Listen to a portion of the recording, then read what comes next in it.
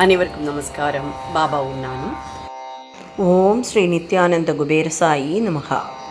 நான் முதலே சொன்ன மாதிரி வரப்போகிற மே 1ஆம் தேதி அன்னைக்கு நம்மளுடைய உதி அபிஷேகத்தினுடைய 100வது நாள். அன்னைக்கு சுவாமி சத்யநாராயண பூஜை வச்சிருக்கார். அன்னைக்கு சித்ரா பௌர்ணமி. இப்படி ஒரு அற்புதம் நடக்குமா? 25வது நாள் உதி அபிஷேகத்தினுடையது மகா சிவராத்திரியில் வந்தது. அதுக்கப்புறமெல்லாம் சாதாரணமாக தான் இருந்தது. 50வது நாள், 75வது நாள், இதெல்லாம் விசேஷப்பட்ட நாட்களாக இருந்தாலும் ரொம்ப சொல்லிக்கிறோம். ஆனால் 100வது நாளுங்கிறது எப்போவுமே செஞ்சுரின்னு சொல்லுவோம். அந்த மாதிரியான ஒரு நாளில் சித்ரா பௌர்ணமி வர மாதிரி நம்மளுக்கு உதயாபிஷேகத்தை அனுகிரகம் பண்ணியிருக்காருனா சுவாமி எப்படிப்பட்ட லீலையை பண்ணியிருக்காருன்னு கொஞ்சம் யோசிச்சு பாருங்க. நான் அதை நினச்சி அற்புதப்படுறேன். நம்ம கால்குலேட் பண்ணால் கூட இவ்வளோ தூரம் நம்மளால் பண்ண முடியாது.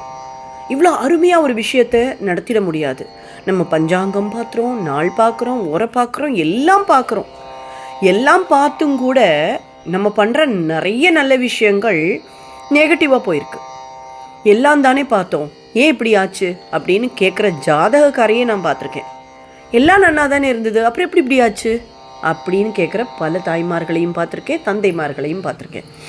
எதுக்காக இதை சொல்கிறேன்னா, நம்ம மனுஷா என்ன கால்குலேஷன் போட்டாலும் தெய்வத்தினுடைய கால்குலேஷன் வேறு மாதிரி இருந்ததுன்னா நடக்கிற சம்பவங்கள் வேறு மாதிரி தான் இருக்கும்.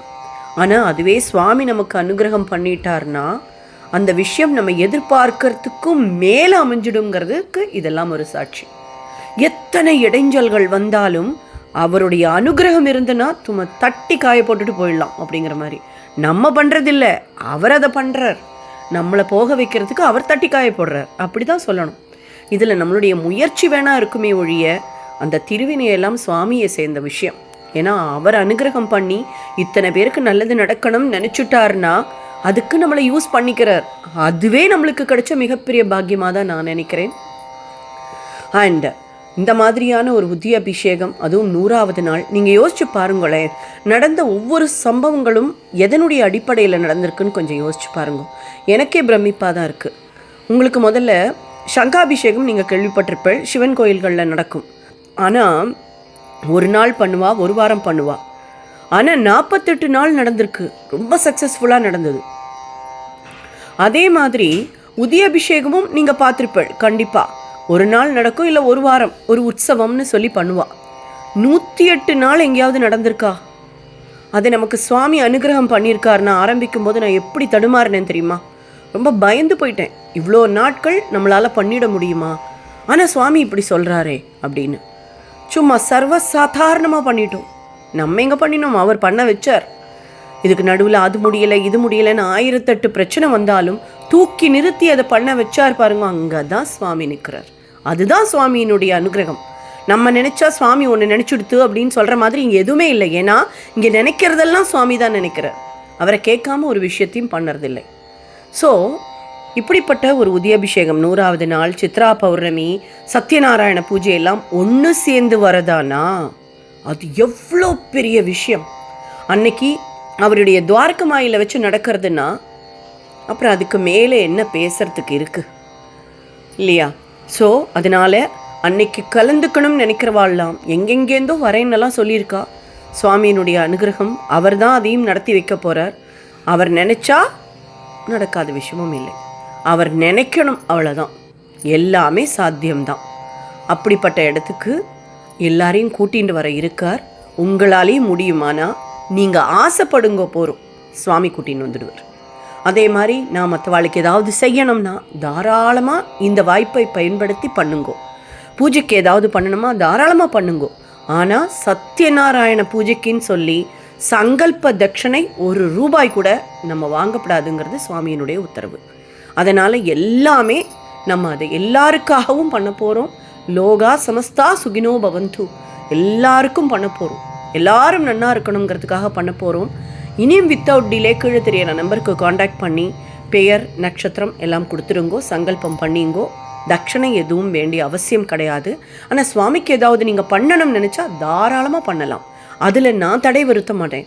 உங்கள் கர்மாக்காக நீங்கள் பண்ணும்போது ஐயோ அதெல்லாம் நீங்கள் வேண்டாம் அப்படின்னு நான் சொன்னேன்னா அந்த கர்மா என்ன வந்து சேரும். நீங்கள் நல்லது பண்ணுறதே நான் தடுத்தா என்ன ஆகும்? அது எனக்கு கிட்டதான் முடியும். அதனால் சுவாமி எல்லாருக்கும் பொதுவானவர். நீங்கள் தாராளமாக சுவாமி என்னோடது தான் அப்படின்னு சுவாதீனப்படுத்திட்டு யாராவது சொல்ல முடியுமா? நீங்களோ நானோ சொன்னால் சுவாமி நம்மளுக்குள்ளே அடங்கிடுவாரா என்ன? அவர் பிரபஞ்சத்துக்கே அதிபதி இல்லையா? மகாபிரம்மம், பரபிரம்மம், சர்வாந்தர்யாமி.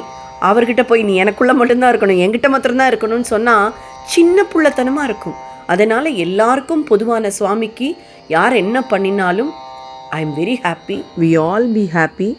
பிகாஸ் எல்லாருக்காகவும் தான் நான் இதை பண்ண போகிறோம். ஸோ எல்லாரும் சேர்ந்து பண்ணுவோம், ரொம்ப சந்தோஷமான விஷயம். அண்ட் அதே மாதிரி எல்லோரும் முடிச்சுட்டு சாப்பிட்டுட்டு தான் போகணும். நம்ம அதுக்கான ஏற்பாடுகளும் பண்ணியிருக்கோம். தாராளமாக வரலாம், யார் வேணுமா வரலாம். பக்கத்தில் இருக்கும், தூரம் இருக்கும், எங்களால் பணம் இல்லை, காசு இல்லை அப்படியெல்லாம் சொல்லவே வேண்டாம். இங்கே தாராளமாக நீங்கள் வந்து கலந்துக்கலாம். It's open for all. பைசா இருந்தால் தான் சுவாமி அனுகிரகம் பண்ணுவேன்னு எந்த இடத்துலையாவது சொல்லியிருக்காரான்னு கேளுங்கோ, கிடையவே கிடையாது. ஸோ இது அத்தனை பேருக்காகவும் பண்ணுறோம். வரணும்னு நினச்சேன்னா சுவாமி உங்களை கூட்டின்னு வந்துடுவார். ஏன்னா அதையும் அவர் தான் தீர்மானம் பண்ண போகிறார். ஸோ தாராளமாக நீங்கள் வந்து கலந்துக்கலாம். கீழே தெரியிற நம்பரில் காண்டாக்ட் பண்ணி லொக்கேஷன் ஷேர் பண்ண சொல்லுங்கோ. கண்டிப்பாக உங்களுக்கு லொக்கேஷன் கிடைக்கும். வர முடியுமானா, அன்றைக்கி பப்ளிக் ஹாலிடே தான். எவ்வளோ அழகாக அமைச்சு கொடுத்துருக்காரு பாருங்க. மே 1 உழைப்பாளர் தினம் வேற. அத்தனை பேருக்காகவும் சுவாமி பேச வச்சுருக்காரு நம்மளை. எல்லாருடைய கோரிக்கைகளையும் சொல்லுங்கோ, எல்லாரோட பேரும் சொல்லுங்கோ. இங்கே சங்கல்பம் பண்ணி அவளுக்காக பிரார்த்தனை பண்ணி அந்த பூஜையும் பண்ணி அதை நீங்கள் தாராளமாக ஓம்கார் ஜோதி சேனலில் பார்க்கலாம். அதில் நாங்கள் முடிஞ்சுதானா லைவ் போட முடிஞ்சால் போடுறோம். எல்லாருமே உட்காந்து தரிசனம் பண்ணலாம். ஏன்னா தெரியாது எப்படி இருக்கும், கரண்ட் எப்படி இருக்கும், சார்ஜ் இருக்குமானெல்லாம் தெரியாது. ஏன்னா பூஜையில் எல்லாரும் பிஸியாக இருப்போம். அந்த டைமில் இதை பார்த்துட்டு இருக்கிறதுக்கு நமக்கு டைம் இருக்காது. தான் ப்ராப்ளம். பட் ட்ரை பண்ணுறேன். கண்டிப்பாக எல்லாருக்கும் எல்லாம் கிடைக்கணுங்கிறது தான் நம்மளுடைய நோக்கம். ஸோ வர முடிஞ்சவாழலாம் தைரியமாக வாங்கோ. அன்னையிலேருந்து சிலப்போ மாற்றம் நமக்கு கிடைக்கிறதானா அதையே நம்ம மிஸ் பண்ணணும். இத்தனை நாள் எல்லாம் பண்ணி பார்த்துட்டோம், இதையும் பண்ணிவிடுவோமே. மாற்றம் நல்லது தானே இல்லையா? ஒரு மாற்றம் கொண்டு வரதில் என்ன இருக்குது? தூரமாக இருக்கும், கரெக்டு தான். நான் போயிட்டு வரதுக்குள்ளே எனக்கு உடம்பெல்லாம் வலிக்குமே, கரெக்டு தான். இப்போ இல்லையா? இருக்கே, பிரச்சனைகள் இல்லாதவ யார் இருக்கா லோகத்தில்? ஸோ அதையும் தாண்டி நம்ம சுவாமிகிட்ட போய் அவரை தரிசனம் பண்ணி அவர்கிட்டேருந்து அனுகிரகம் வாங்கிக்கிறதுங்கிறது நம்மளுக்கு கிடைக்கிற மிகப்பெரிய பரிசு, மிகப்பெரிய வாய்ப்பு இல்லையா? ஸோ தாராளமாக வாங்கோ. வரத்துக்கு முன்னாடி இங்கே காண்டாக்ட் பண்ணி சொல்லுங்கோ. ஏன்னா அப்போ தான் நம்ம எல்லாருக்கும் ப்ரிப்பேர் பண்ண முடியும். மொத்தம் எத்தனை பேர் வரான்னு சொல்லிவிட்டு அவளுக்காக நம்ம ஏதாவது செய்ய முடியும். ஏன்னா எல்லாருக்கும் செய்யறதுக்காக தான் நம்மளுக்கு அந்த பணியே கொடுத்துருக்கார் அவர். அதை சிறப்பாக பண்ணணுங்கிற எண்ணம் நமக்கு இருக்குது. ஸோ தாராளமாக வேறு எந்த விஷயமா இருந்தாலும் டவுட் இருந்தாலும் கீழே தெரியும் நம்பருக்கு காண்டாக்ட் பண்ணி பேசுங்கோ. சரி, இன்றைக்கி என்ன அற்புதம் அப்படிங்கிறதையும் பேசிடலாம். இது கிட்டத்தட்ட 1 மாதத்துக்கு முன்னாடி ஜெயாஜி எனக்கு அனுப்பியிருந்தா. மிகப்பெரிய ஒரு அற்புதம்னு சொல்லுவேன். ஏன்னா அவள் அப்படியே மெல்ட் ஆகிட்டா. அந்த விஷயத்தில் உடஞ்சு போயிருந்த ஒருத்தரை அப்படி தூக்கி நிறுத்தினார் சுவாமி அந்த சம்பவத்தின் மூலமாக. என்ன பண்ணியிருக்காருன்னு தெரியணும் இல்லையா? அப்படி என்ன சம்பவம் நடந்ததுன்னு தெரியணும் இல்லையா? மனுஷா எப்போ தெரியுமா தன்னை உணர்வா? எல்லாருமே கைவிட்ட போது சுவாமி மட்டும்தான் இனி நிச்சயம், அவர் மட்டும்தான் காப்பாற்ற முடியும்னு சொல்லும்போது அப்போ தான் உணர்வா நம்ம கையில் எதுவுமே இல்லைன்னு. அது வரைக்கும் நான் இருக்கேன், நான் பார்த்துக்கிறேன், எனக்கு தெரியும், எல்லாமே எனக்கு தெரியும் அப்படின்னு சொல்லுவாள். நம்மையும் மீறி ஒரு செயல் நடக்கும்போது அது நம்மளுடைய கையில் இல்லை, it's out of our hands.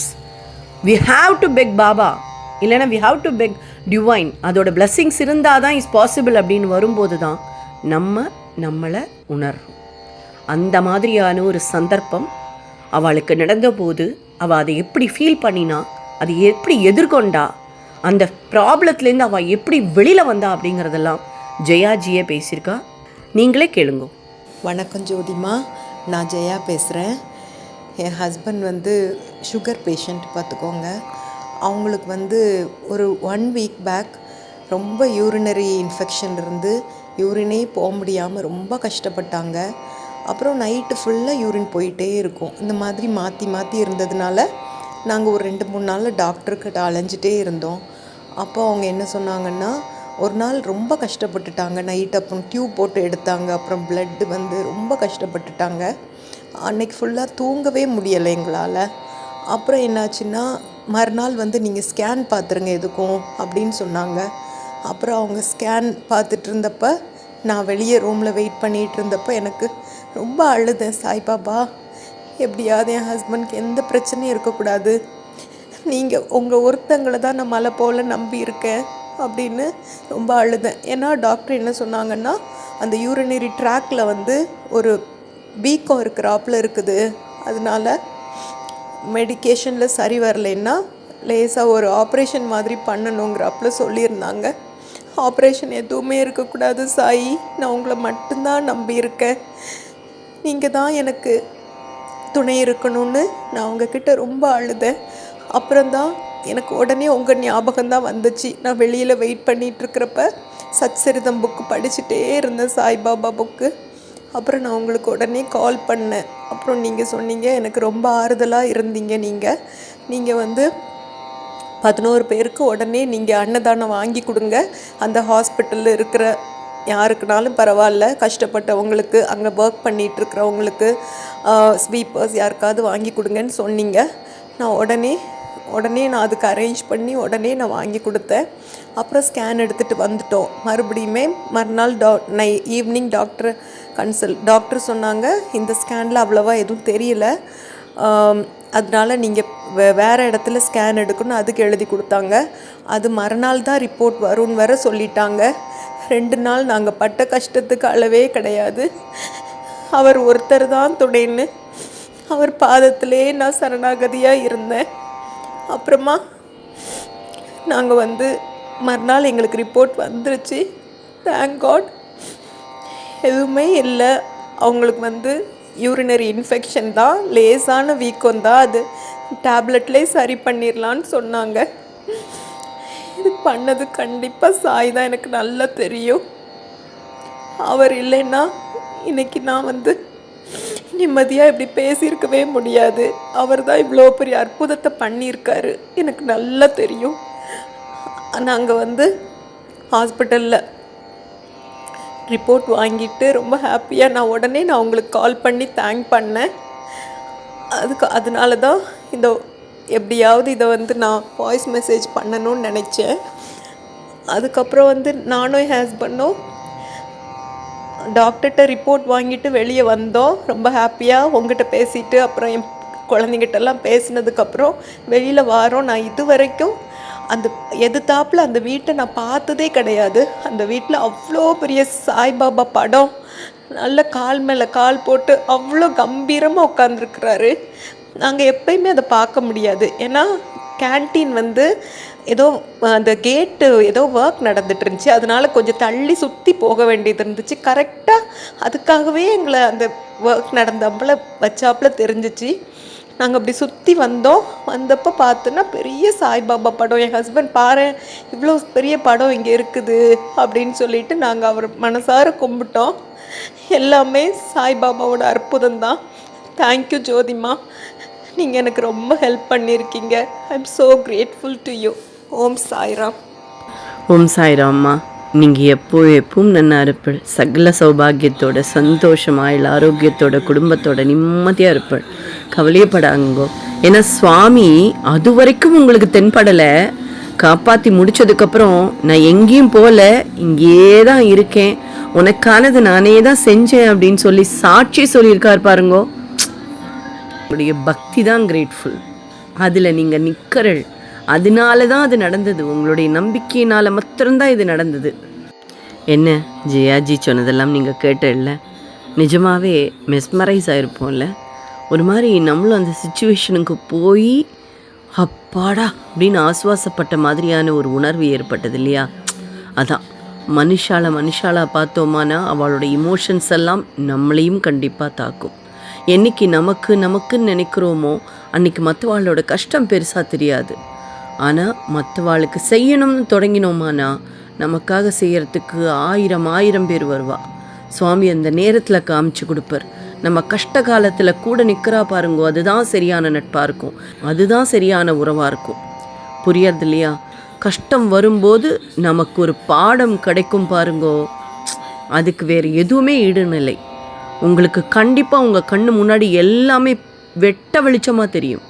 யார் சரி, யார் தப்பு, யார் நமக்காக செய்வா, யார் செய்ய மாட்டா, யார் ஒதுங்கி போகிறா அப்படிங்கிறது எல்லாமே காமிச்சு கொடுத்துருவார் சுவாமி.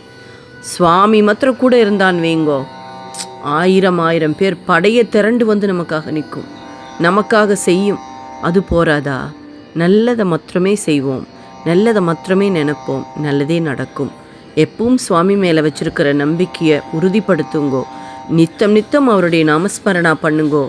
நடக்கிற காரியம் அனைத்தும் வெற்றி தான். ஓம் சாய்ராம். ஜெய் சாய்ராம்.